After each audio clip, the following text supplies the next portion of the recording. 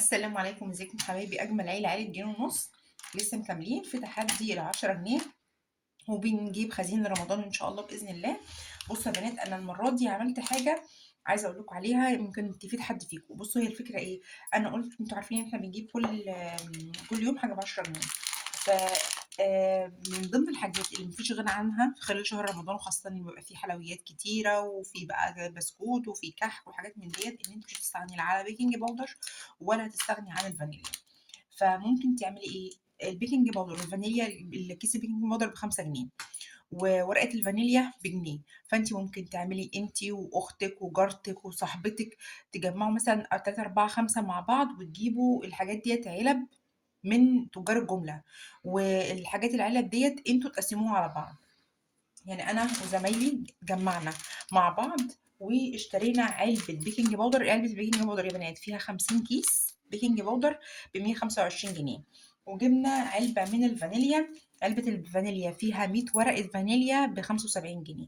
الاتنين كانوا عاملين 200 جنيه، العلبة دي والعلبة دي عاملين 200 جنيه. احنا اشتركنا 5 مع بعض وقسمنا العلبتين على بعض. معايا 20 ورقة فانيليا، دول كده 20 ورقة فانيليا هيكفوني طبعا رمضان كله إن شاء الله بإذن الله. 20 ورقة من الفانيليا و10 أكياس من البيكنج باودر.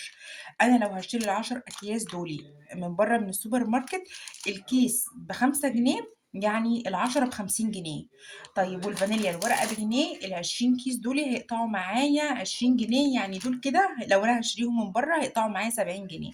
أنا تكلفة الجملة بتاعتهم من 40 جنيه. انا دفعت 40 جنيه، انت ممكن تعمليهم تجمعي 4 ايام انت واصحابك، او انت مثلا واخواتك ومامتك وكده، وتجيبوا علبتين وتقسموهم على بعض على خلال 4 ايام. تجمعي ال40 جنيه وتجيبي بيهم الفانيليا والبيكنج باودر اللي هيقضوا معاكي الشهر كله. بقى انت عندك حلويات وعندك البسكوت وعندك بيتي فور وعندك كحك، فانت هتحتاجي الحاجات دي كده كده هتحتاجيها في رمضان. فانا جبتهم معايا، قلت اشتركت انا وزمايلي، قلت ايه يبقى كده كده انا محتاجاهم اساسا، كانهم 4 ايام من ال10 جنيه، يبقى كده بند من حاجات الحلويات انا خلصت منها. ده كان ال10 جنيه بتاعت النهارده. لو انت معايا يا ريت تتفاعلوا معايا تحت في الكومنتات وتكتبي لي فعلا انت ايه اللي انت جبتيه لحد دلوقتي، وايه الحاجات اللي انت ناويه تجيبيها. ولو انت جديده معانا قولي لنا ان انت جديده معانا وهتنضمي لينا من دلوقتي. كل سنه وانتم طيبين. خلاص احنا النهارده اول شعبان، فانضمي لينا حتى لو حاجات بسيطه برضه هتساعد معاكي في خزين رمضان ان شاء الله باذن الله. لحد هنا خلص الفيديو، واشوفكم فيديو تاني، وسلام.